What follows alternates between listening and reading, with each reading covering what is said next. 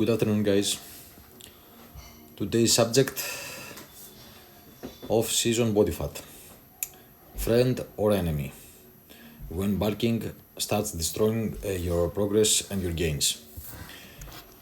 Most bodybuilders don't fail because they can't eat enough.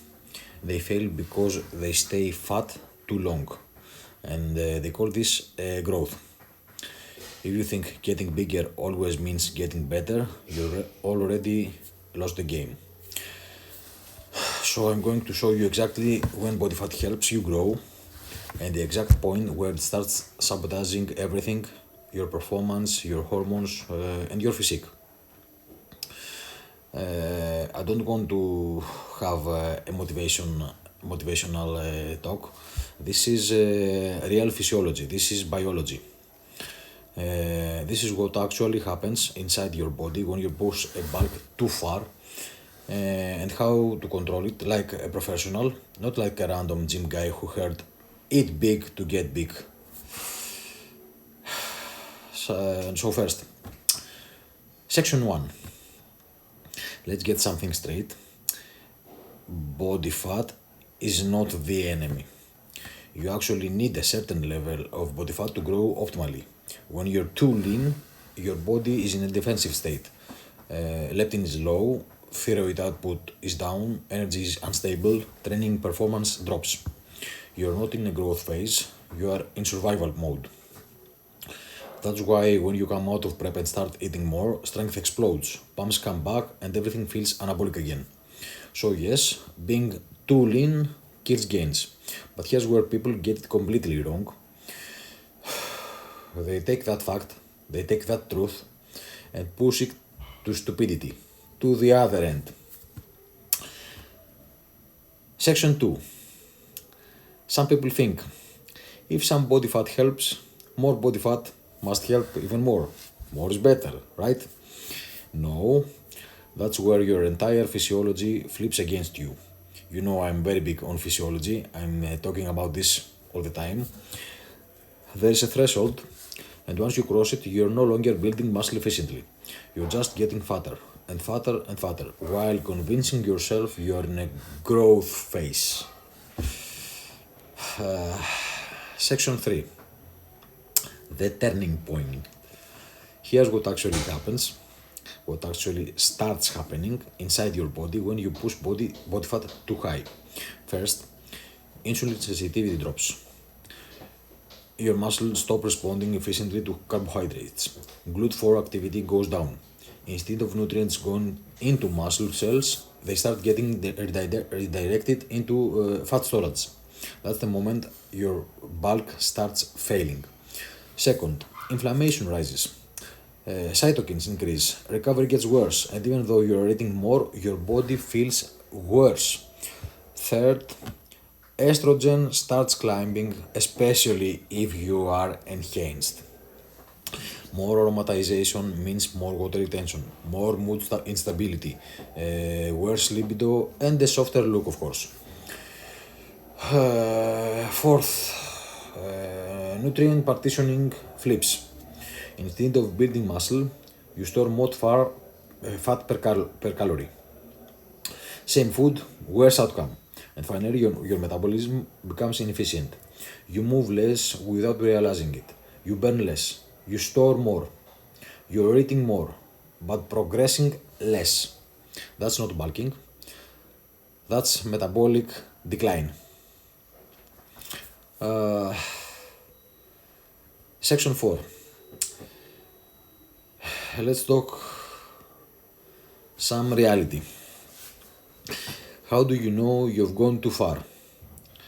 Not by guessing, not by feelings, but by performance signals. First sign. Your pumps gets worse, even though you're eating more carbs. That's insulin resistance starting to show. Second, you feel heavy, but not strong. Your lifts become slower, explosiveness disappears, everything feels like a grind. Third, you get out of breath doing basic sets. That's not bad conditioning from dieting, that's excess body fat dragging your performance down. Fourth, Your physique looks worse even when you're pumped. No separation, blurry look, flat and watery at the same time. Fifth, your appetite becomes unstable. Either you're constantly hungry because of blood sugar swings, or digestion slows down and meals feel like a chore. Sixth, your sleep quality drops. Restlessness, overheating, poor recovery, and finally, for some the most important, your libido drops. And no, it's not always low testosterone. It's often poor metabolic health combined with elevated estrogen. I have talked about metabolic health if you have libido issues, and morning wood especially. When you see multiple of these at the same time, you're not in a productive bulk anymore. You have crossed the line way too far. Section 5. I want to simplify this. For most bodybuilders, 10 to 12% body fat is an optimal growth zone. 12 to 15% body fat is acceptable. Above 15, you are playing with fire. And if you are enhanced, that threshold comes even earlier. So stop lying to yourself. You are not off-season massive, you are metabolically inefficient. Section 6. There's a big lie in bodybuilding, and it goes something like this. I'll just bulk hard and fix it later. We will see how it goes. No, you don't fix it. You pay for it. You lose time. You extend your prep. You increase muscle loss risk. And you show up worse than someone who stayed controlled the entire year. Elite physiques are not built in chaos. They are built in controlled environments. Section 7. What smart bodybuilders do. The goal is not to get as big as possible. The goal is to stay in the most anabolic, insulin-sensitive, high-performance state possible for as long as possible. That's how you outgrow everyone. That means small surplus, not reckless eating. Cardio stays in, yes, even in the off-season, and plenty of it. Steps stay high enough. Performance is tracked weekly, and when things start slipping, you don't panic, you adjust. Now, section 8, when you must pull the brake. Here's one rule: no emotion, only data. You mini-cut immediately when your pumps drop while carbs go up. Your strength stalls for more than 2 weeks. Your waist keeps climbing. Your look gets worse week by week. Your digestion or glucose control starts declining. No debate. No one more week. That's how amateurs think. You start mini-cut immediately. For closing, most people think bodybuilding is about pushing harder.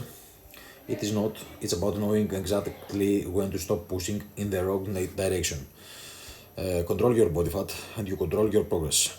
Ignore it and you'll spend years spinning your wheels. If you want to actually understand how to control nutrient partitioning, insulin sensitivity, and real growth at an elite level, that's where the real game is. Tell me and I'll break that down next.